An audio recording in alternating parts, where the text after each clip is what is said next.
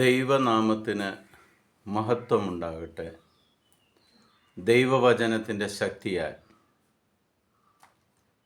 പുതിയൊരു ദിവസത്തിലേക്ക് നമ്മൾ കടന്നിരിക്കുമ്പോൾ ആ ദൈവവചനത്തെ ധ്യാനിച്ചുകൊണ്ട് ഇന്നത്തെ ദിവസം നമുക്ക് തുടങ്ങാം. ഇന്ന് നമ്മൾ ശ്രവിക്കുന്ന തിരുവചന ഭാഗം ജോയൽ പ്രവാചകൻ്റെ പുസ്തകം 2-ാം അധ്യായം 12-ാം തിരുവചനം.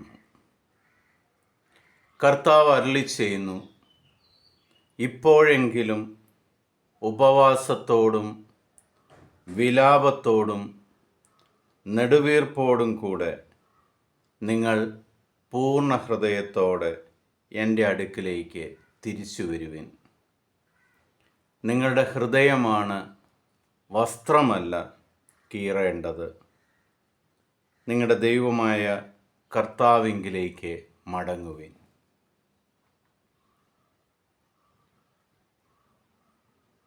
പിതാവായ ദൈവം, നമ്മുടെ സൃഷ്ടാവായ രാജാധിരാജനായ കർത്താവ് നമ്മളോട് സ്നേഹത്തോട് പറയുകയാണ്, നിൻ്റെ എല്ലാ അവസ്ഥകളിൽ നിന്നും നീ വിട്ട് ഉപവാസത്തോടും വിലാപത്തോടും നെടുവീർപ്പോടും കൂടെ എൻ്റെ അടുക്കിലേക്ക് വരിക.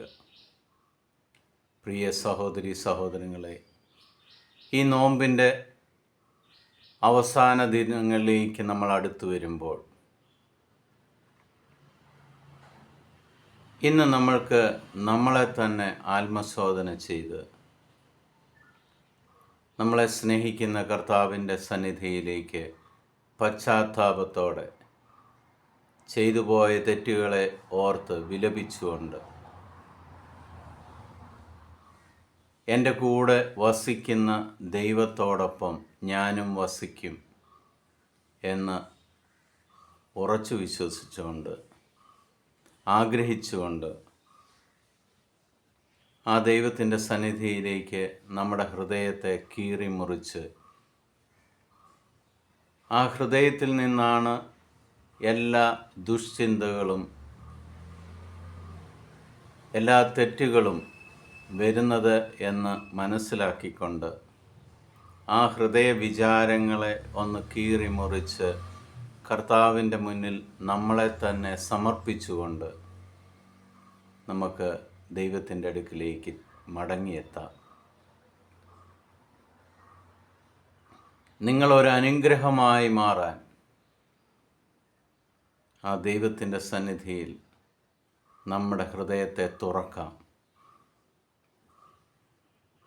നിങ്ങളുടെ ഹൃദയം കല്ലുപോലെ ആകാൻ പാടില്ല. സ്നേഹനിധിയായ പിതാവ് നിങ്ങളെ ചേർത്തണയ്ക്കാൻ വിളിക്കുന്ന സമയം ആ ദൈവത്തിൻ്റെ അടുക്കിലേക്ക് നമുക്ക് ഓടാം.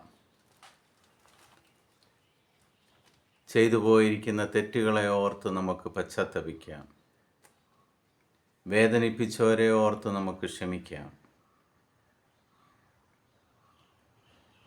എന്തു ഭക്ഷിക്കും, എന്തു കഴിക്കും, എന്തു കുടിക്കും എന്നുള്ളതിനെക്കുറിച്ചല്ല,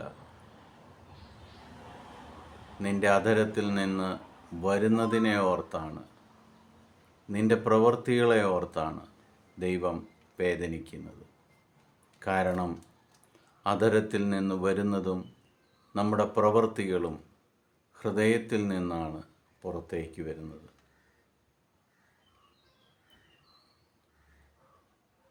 ദൈവസന്നിധിയിലായിരുന്നു കൊണ്ട് ആ ദൈവത്തോട് മാപ്പ് ചോദിച്ചുകൊണ്ട് പുതിയൊരു മനുഷ്യനായി മാറുവാൻ നമ്മൾക്ക് ശ്രമിക്കാം.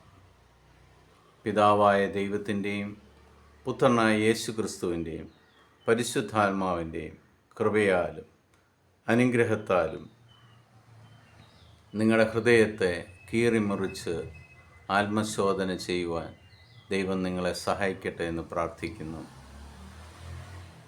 നിങ്ങൾ ദൈവസന്നിധിയിൽ ഒരു അനുഗ്രഹമായി മാറട്ടെ.